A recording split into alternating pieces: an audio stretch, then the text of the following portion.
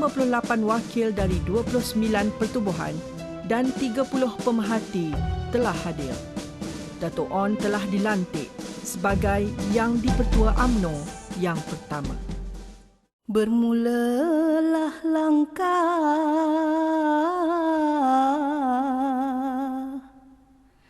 perjuangan bangsa menentang penjajah dari berkuasa.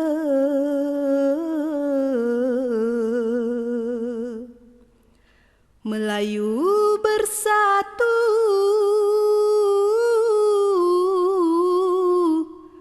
menegak nusa.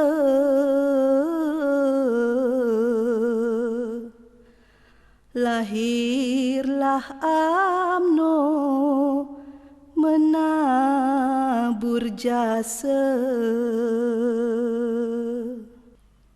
Ahli Parlimen British Gammons dan Williams dijemput oleh UMNO pada bulan Mei 1946 untuk menyaksikan keadaan sebenar penentangan terhadap Malayan Union. Mereka terperanjat menyaksikan kebangkitan semangat nasionalisme di kalangan orang-orang Melayu. Dalam satu perbahasan di House of Commons, Gammons mendesak supaya mengadakan satu perjanjian baru menggantikan Malayan Union. Selepas hanya 2 bulan penubuhan UMNO, pada 3 Julai 1946, kerajaan British bersetuju untuk menubuhkan pemerintahan berbentuk persekutuan.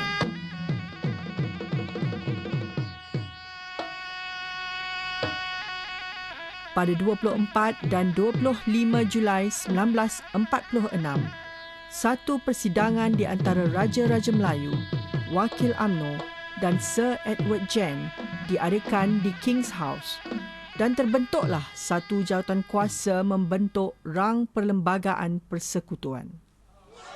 Golongan yang tidak berpuas hati dengan penolakan kerakyatan jus soli di dalam Perlembagaan Persekutuan menubuhkan satu badan yang dinamakan All Malaya Council of Joint Action atau AMCJA, diketuai oleh Tan Cheng Lock. Antara parti yang bekerjasama ialah Parti Kebangsaan Melayu Malaya (PKMM) dan Malayan Indian Congress (MIC). Pada 1 Februari 1948, temeterailah perjanjian yang ditandatangani oleh Raja-Raja Melayu di King's House dan terbentuklah Persekutuan Tanah Melayu secara rasmi. Di antara kandungan perjanjian Persekutuan Tanah Melayu ialah Raja-Raja Melayu kekal sebagai pemerintah di negeri masing-masing. Taraf kerakyatan diperketatkan. Residen British digantikan dengan Menteri Besar. Pesuruhjaya Tinggi British menjadi ketua dan dibantu oleh Majlis Kerja Persekutuan, Majlis Mesyuarat Undangan dan Majlis Mesyuarat Negeri. Sir Edward Gen dilantik menjadi Pesuruhjaya Tinggi yang pertama.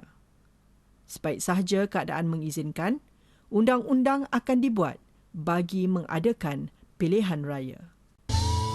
Terhapusnya Malayan Union dan terbentuknya Persekutuan Tanah Melayu adalah hasil kerjasama antara Raja-Raja dan UMNO.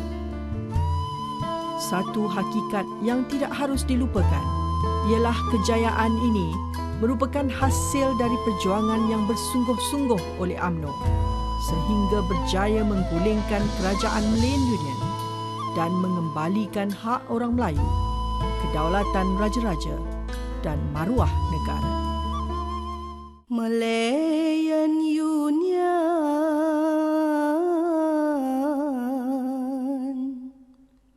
berkuburlah sudah, UMNO berjuang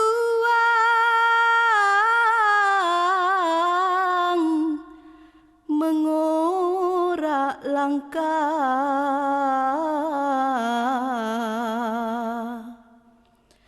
liku merdeka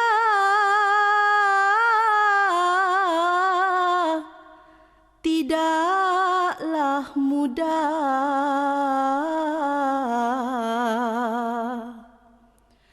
Kebijaksanaan sebagai wadah.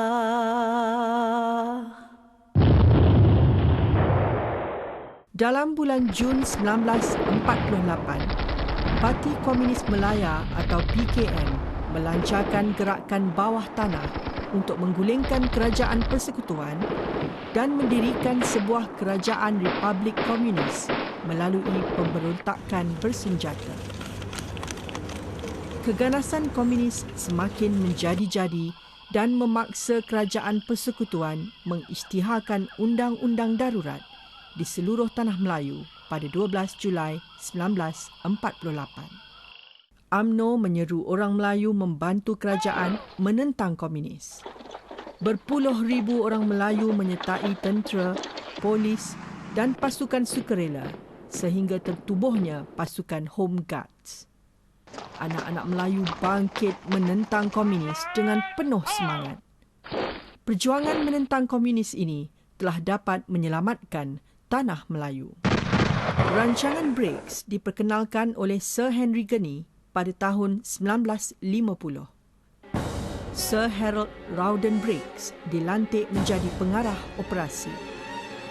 Rancangan ini bertujuan menyekat bekalan wang, maklumat, ubat-ubatan dan makanan kepada komunis dengan memindahkan penduduk Cina di pinggir hutan ke kawasan baru.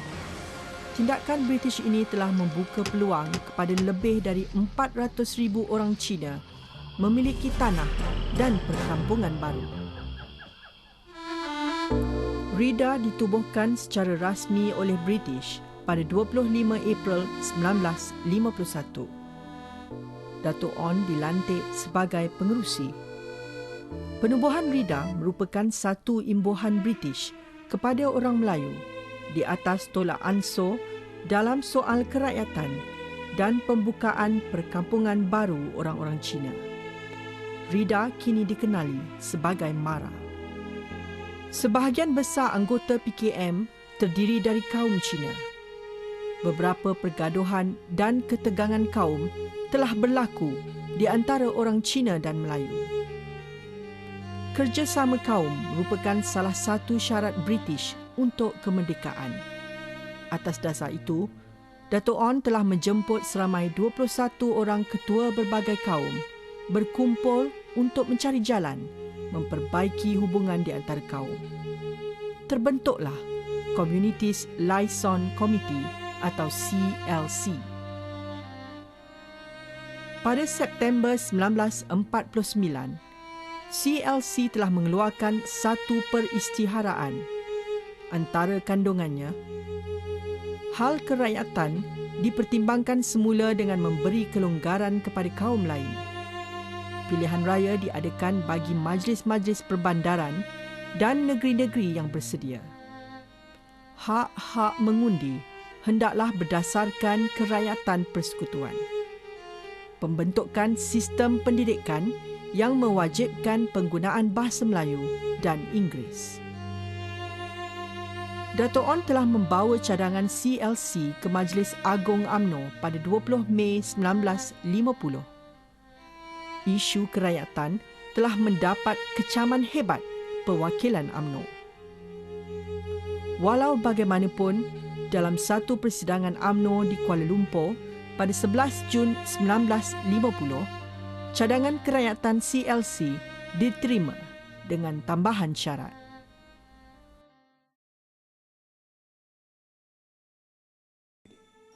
Pada Jun 1951, Dato' On mengambil keputusan meninggalkan UMNO setelah cadangan beliau untuk membuka keahlian kepada orang bukan Melayu ditolak. Saat Melayu